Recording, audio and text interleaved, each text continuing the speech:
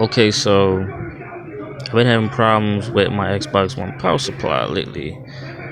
You know, orange light turns on, keep turning off. So I open it. As you can see right here, this is where the capacitor used to be. This the case. Emptied up. The motherfucker blew completely. Like exploded. So I'm thinking if I replace the cap, will it fix the problem?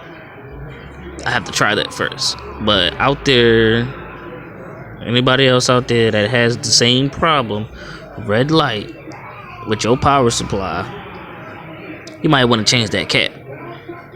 If you can't do it, get somebody else. I'll give an update if I try it and it works.